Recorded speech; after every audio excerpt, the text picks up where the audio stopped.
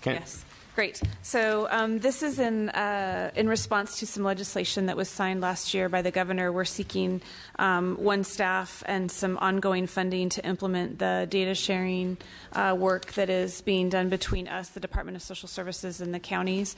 There were a variety of bills. I believe there was 3 last year pertaining to psychotropic meds, and the Department of Healthcare Services, along with Social Services and the California Medical Board, have been doing a great deal of both data matching and data sharing. We have agreements in place in which Medi-Cal and the department are sharing dosing prescription data with the social services and the counties so that they can kind of see on the foster care side what drugs are being prescribed and to whom and by whom. The medical board is obviously looking at some of the data to look at patterns or practicing physicians who may or may not have odd anomalies with the data itself. And so this BCP is just conforming with the bill as it was signed last year by the governor. So one staff. Did you have anything that you were going to add? No. Okay. Thank you. Anything from finance? Any questions from the committee? Any public comment? Seeing none, we'll move on. But first, I want to acknowledge the presence of our colleague, Assemblymember Chu, and welcome him back to the committee. And I'll also ask the clerk if we could establish the roll.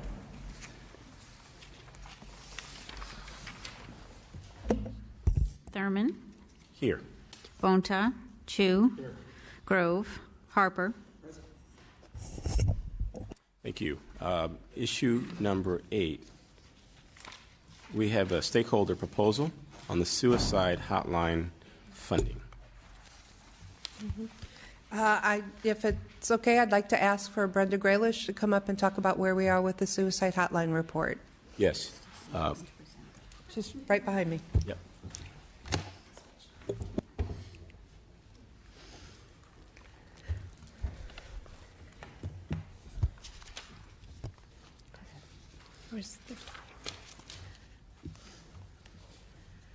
Mr. Felix, will you be presenting this item? Thank you. You're always prepared. We like that, Mr. Felix. Can we make space for Mr. Felix at the presenter's table? I can.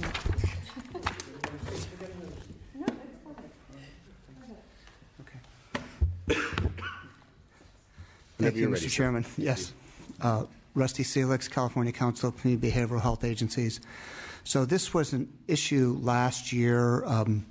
The state has a network of local hotlines that are part of a national system, and the state through an entity called Cal Mesa, which is a joint powers authority of the counties, there was funding provided to dramatically increase the number of calls that would come to these hotlines.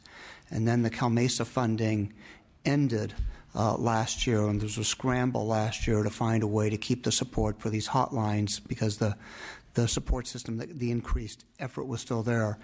And the result of that legislatively was to ask the department to come back and identify what they thought was a long-term funding strategy. And we certainly hope they've come up with one.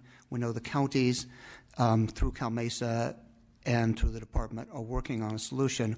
Our view is that in the absence of that, we're hoping that the legislature would earmark some of the state administrative funds to provide the support for these hotlines. The estimated amount is approximately $4 million. We can go back to you with more details on that if it turns out we have to go that way. I think the better approach is a long-term funding, but the bottom line is these are a vital system of support. They handle everything from somebody simply in the early stages of suicide ideation to somebody actually in the middle of a suicide attempt, and they're successful at diverting people away from that in a very significant number. So it's become something that the state has invested in. We don't want to see that investment fade away. Thank you. We welcome your testimony. And just on, this is Brenda Graylish, Department of Healthcare Services. Thank you. Just wanted to give a brief update on the suicide hotline report. It was due in January. It's taken us a bit longer. We've been working with the accredited hotlines, suicide hotlines or call centers as they're referred to try to remedy or work through some data issues. There was some issues with different types of data being reported. It's kind of a fast collection of information, so we've been working closely with the different call centers to get their call volume, staffing capacity, and funding history data. So I think we're just about wrapped up with the analysis and are just finishing their report, so should be pushing that forward shortly. Thank you. Questions from members of the committee on this proposal? We're holding this proposal open. Is there anything from finance? Yes. Hi, Luana Welch, Department of Finance, and we just wanted to note that this proposal isn't part of the governor's proposed spending plan right now. Duly noted. Thank you. Is there any public comment on the proposal? Any public comment? Seeing none, thank you both for your testimony. We'll move on to issue number 9. Substance use disorder services. We welcome back Ms. Kent and Ms. Baylor. We are ready whenever you are ready. Thank you very much. We are underway in something that I think folks have waited for years and years on, and that is to change the service delivery model for substance use disorder services here in California. We're calling it the Drug Medi-Cal Organized Delivery System Waiver. It is part of the bigger Medi-Cal 2020 waiver. We're currently phased in with the counties. Counties have the option of either participating or not participating.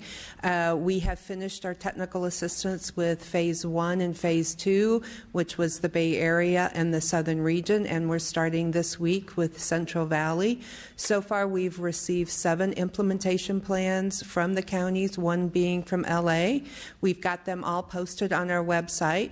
We do a concurrent review with CMS, and so currently CMS has a lot of questions about the implementation plans that we're trying to work through, but we're hoping to have our first couple of counties have their implementation plans approved very soon.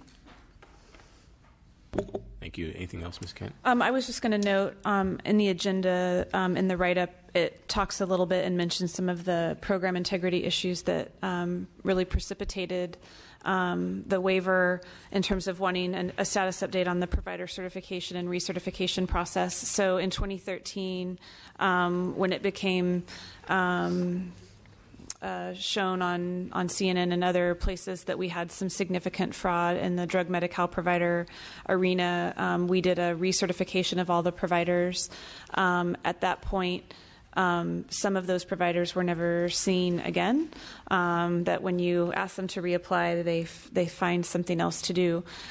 So we have had a pretty aggressive effort to both ensure that the providers that are in this program, as well as the providers that will be coming in through the waiver, are there for the right reasons in terms of treating our beneficiaries and providing clinically appropriate care.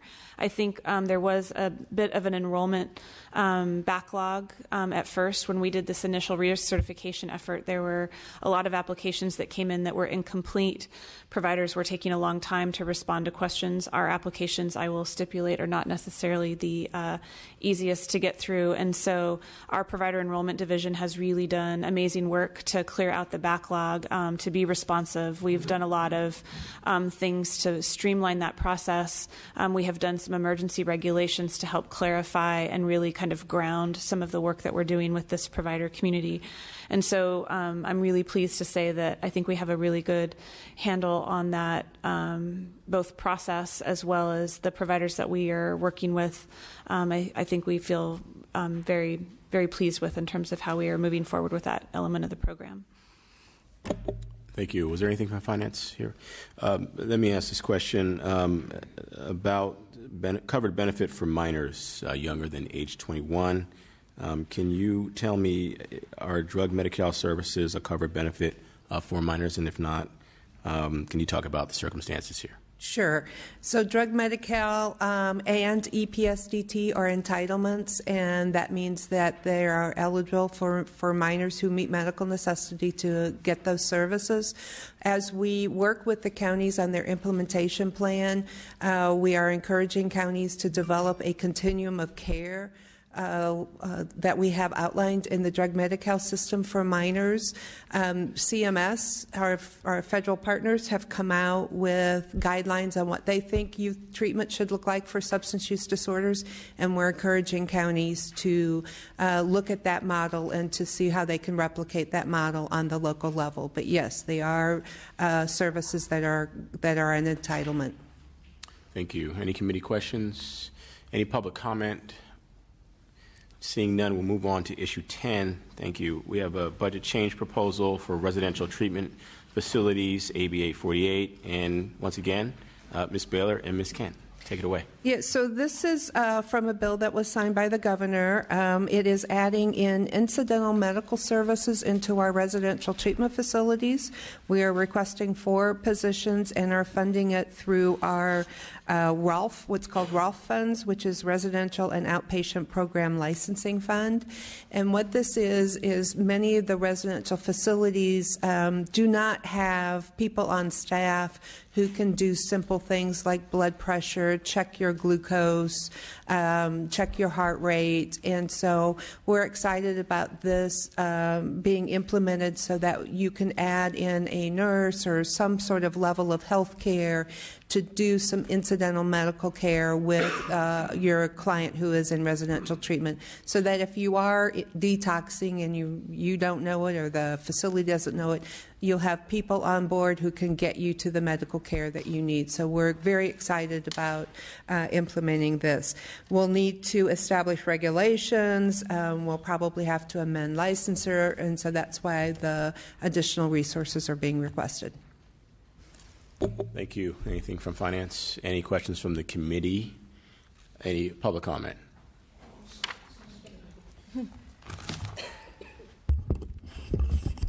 Full with it.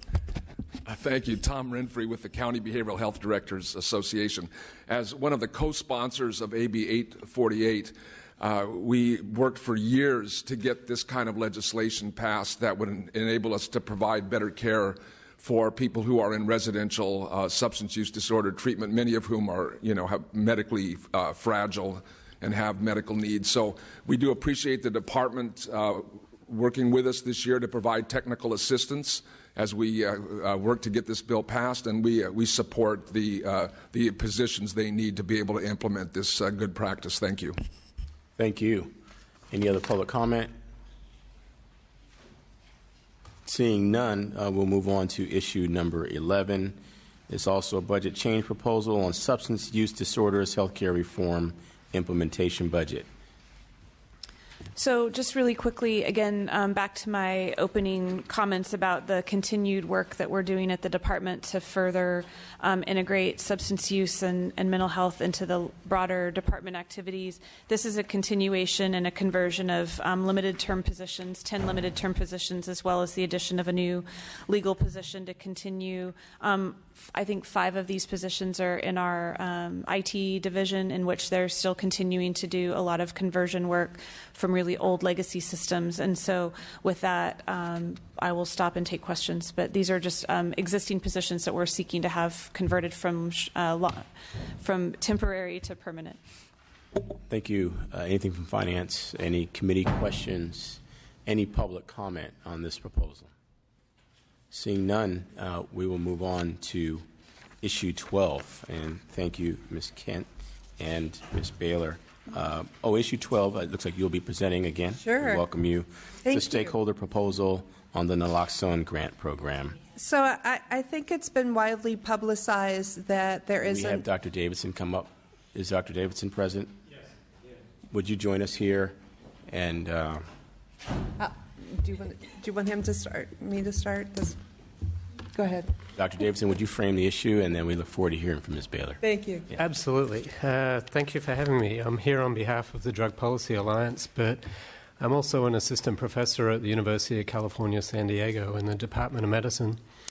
I've been doing research for the last 20 years on overdose and prevention of overdose, both in Australia and since 2000 here in California. I was involved in the San Francisco Department of Public Health's implementation of a overdose prevention program in 2003, and most recently was involved in training all the deputies in San Diego County on carrying naloxone and recognizing overdose. Overdose is the single largest cause of accidental death in the United States and also the single largest cause of accidental death here in California. It kills more people every year than motor vehicle accidents. One of the best interventions we have to reduce these deaths is the distribution of naloxone to active drug users and to people around them. Naloxone is an antidote to overdose and is easily administered, doesn't do anything if someone isn't having an overdose, so it's a very safe intervention. We now have many years of evidence that say that when you distribute naloxone in a community, the number of deaths in that community go down. In my own analysis here in California, the 14 of 58 counties have some sort of naloxone program. And if you compare the counties that have naloxone with those that don't, you see decreases in the number of overdose-related deaths. The proposal that the Drug Policy Alliance is putting forward is to allocate $3 million to the Department of Healthcare Services to distribute as competitive grants to community-based organizations or local health jurisdictions to support existing naloxone programs or to create new programs in counties where there isn't currently one. And based on the available data we have, it's sort of difficult to calculate an exact number of lives saved, but the best modelling I've been able to come up with suggests that you'd probably save around about 500 lives a year for this $3 million. That's 500 less families who are going to have to go to a funeral sometime in the next 2 years. This is an incredibly cheap, incredibly effective intervention, and we're hopeful that you'll consider this seriously. Thank you. Thank you. Ms. Bailey? I don't think there's much I can add to that other than I think even the President of our United States recognizes that we have a opioid problem here in the United States, and I think naloxone is one of those preventions, as you've said, that are safe and easy to implement. So thank you for considering this. Thank you. Is there anything from finance here? Yeah, we just wanted to note that it's not part of the governor's. We just wanted to note that it's not currently part of the governor's spending plan. Thank you. We did, this committee last year did make a recommendation to support naloxone, and there's been a lot in the media since, including recently, I'm sure you followed, there have been congressional hearings on the issues related to the pricing of naloxone, and the chair of that committee was quite powerful in challenging the pharmaceutical industry in increasing the price on a drug when the demand had become very clear and the growth in the number of incidents that were occurring. And so we've been following very closely the concerns that have been expressed. I'd like to ask if you could just tell us a little bit about how it works. And so hearing that naloxone can be a treatment to help someone who is potentially experiencing or would be experiencing overdose, can you tell us how it is that the drug works? Certainly. When you take an opioid, it basically causes your breathing to be depressed and eventually stop. Naloxone works by latching onto the same receptors in your brain that the opioids latch onto and just dislodges them. It just completely reverses the effect of the opioids and people spontaneously start breathing again. It has no effect on any other medication or drug, so in some parts of the world it's used as triage. If you find someone who's unconscious, you give them naloxone. If nothing happens, then you know it wasn't an overdose. If they respond immediately, you know it was an overdose, and you've solved the problem. Does naloxone have any role in the ongoing treatment for someone who is trying to address a substance use issue? No, unfortunately it's solely used just to reverse overdose. There's a related drug called naltrexone or Vivitrol, which is sometimes used in drug treatment. It prevents people having any effect if they take an illegal opioid. So primarily and importantly, it's in the life-saving focus. Yeah. Thank you. Other questions from the committee members? Mr. Chu. I'll follow up on the chairman's conversation around price increases. We've seen in the last couple of years a number of medications that are critical to our state's public health needs see their prices go up dramatically. We're talking about one right now.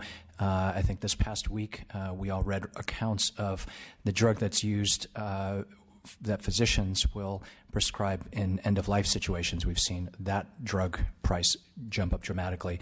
Last year, I think right here in this committee, we had a discussion around hepatitis C medications. We've seen those prices jump up dramatically. I wanted to ask either Director Kent or others, what sort of efforts is the administration doing to look at these issues so that we can contain our costs as a state? Obviously, we've seen an enormous skyrocketing of drug prices across the board. It's something that I've been very concerned about. I know many of my colleagues have. Just want to get a sense of what the administration is doing given this pattern. Sure.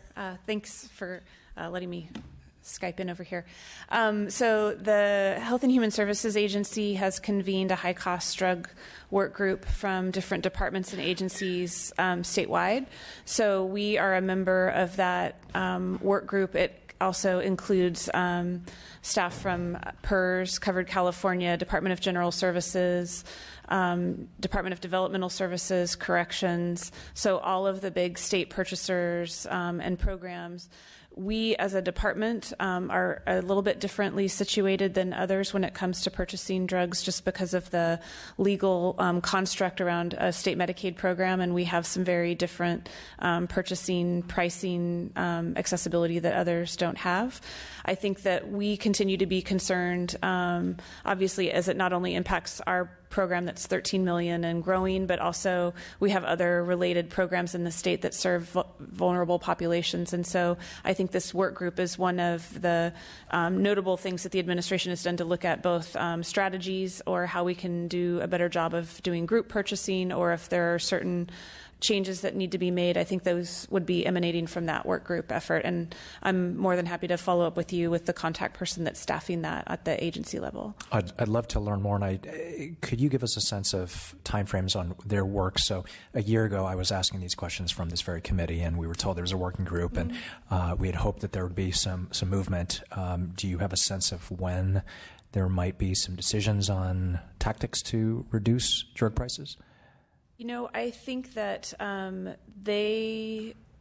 did not go to the last meeting, but I think that they were looking at having something, and when I say spring, that usually involves the month of May. So let me go back and follow up. I'm not sure what their timing was for kind of releasing some details, but I'm more than happy to circle back with you in another day or so. That'd be great. I appreciate it. I know you're working on it, and love to be put back in contact with them so we can understand what things are. Great. Thanks. Thank you, Mr. Chu. Any other questions for the committee on this one? Ms. Kent, I wanted to ask you about the work group, and you mentioned that you said that we as a state have some pricing accessibility options that others don't have, and I didn't really follow what that meant. Does that mean because it's state funded that we get some discounts that the market doesn't see, or what did that mean exactly? There's very specific federal and state law around Medicaid programs, and so we, as a Medicaid program, get certain guaranteed discounts off of drug pricing, and then we in the state of California have an entire state statute that allows us to collect supplemental rebates from manufacturers. So we get what's known as Medicaid best price, which no one else is allowed to get other than other state Medicaid programs. And so when manufacturers come into the state and negotiate deals with us, if they agree to a best price with us that is lower than any other Medicaid program in the country, it sets a new best price, meaning every state Medicaid program gets that price. We then negotiate supplemental rebates on top of Medicaid best price. So for new drugs that come onto the market, or if manufacturers want to negotiate an entire package, those rebates are negotiated by us, but it's exclusive to Medicaid drug purchases and not able to be extenuated to others. And so that's why Medi-Cal sits in a slightly different purchasing standpoint than other purchasers. But that's, in some cases, we have a really good expertise on drug purchasing and pricing, and so that's what our involvement with the work group has been, is in a lot of cases just sharing technical assistance and expertise from our staff. I thought it meant discount, but when I remembered what the prices were, even for some of the drug prices introduced last year, I just thought I'd have you say specifically if that meant discount. So I appreciate your clarification. Let me ask you this. We've heard a lot in the last year from drug manufacturers who have essentially said that they're getting a bad rap that the high cost reflects the number of years that it takes to do the research and the R&D and to create a drug, and then that there are issues really that have to do with healthcare companies that ultimately contribute to the higher cost. Has this come up as a theme of discussion in the work group? And if so, what insights could you share from those discussions? Yeah, I mean, I can't share what the work group discussions have been, but I think it's a little bit of both. I think that there's absolutely, especially when you look at some of the engineering that goes into some of these new drugs that are, essentially bioengineered for an individual, I think that those are very technologically cutting edge, and I think that that is a very true statement in that there's a lot of research and development that goes along with that. I think what perhaps Mr. Chu was referring to is there's some drugs that have been marketed and sold for 40, 50, 60 years. There's multiple generic producers. What you have seen in the market is that in some cases companies are buying all of the raw ingredients and then having a differential pricing, or they have just suddenly found that there's a new use for the drug, and so there's a pricing differential. And so I would say that there's a little bit of truth to what you have heard, but then I think there's also some instances where you can clearly point out a drug has been on the market for decades and has been very cheap and affordable, and then all of a sudden you will see a significant increase that doesn't have a rhyme or a reason. The price has been spiked because the demand has increased. Yes. Thank you. We're going to give you a permanent seat there as much as we have you in the committee. So, thank you. It really is a hot seat. Not at all. Not at all. No. We're glad to have you here. You're always welcome. Public comment. Do we have any public comment on this issue? Yes, thank you, Mr. Chair. Members, Tom Renfrey with the County Behavioral Health Directors Association of California. This investment is going to save a lot of lives. I mean, naloxone is a medication that literally brings people back from the brink of death. Our only concern with the proposal is the competitive nature of the grants, which tends to favor large urban areas. I would just point out that the rates of opioid overdose are just as high in small rural counties as they are in large urban areas. And so we would just offer that for your consideration. Thank you. Thank you. Laura Thomas, Deputy State Director for the Drug Policy Alliance, and I wanted to thank this committee for supporting this request last year, and we will continue to work with your colleagues in the Senate to hopefully get their support. I do want to echo your concerns about the pricing, and thank you for raising that. Naloxone is exactly one of these drugs that has been a generic for many years. It's been around since the 1970s, and the price increases have nothing to do with the cost of development of the drug at this point. And that said, it remains a relatively inexpensive drug with units of the drug going for $30 to $60. So while I do encourage a focus on the cost of this and a way to negotiate lower prices, I wouldn't want this committee to see the cost of the drug as a barrier to investing in saving lives. So thank you for your support. Thank you. Any other public comment? We're not taking action on this today, but I think the committee has shown through its historical action a recognition of the value that naloxone provides in saving lives. And so stay tuned for further discussion by this committee. We want to thank you and thank all of our witnesses today. This is our final item. Seeing nothing else, we are adjourned. Thank you.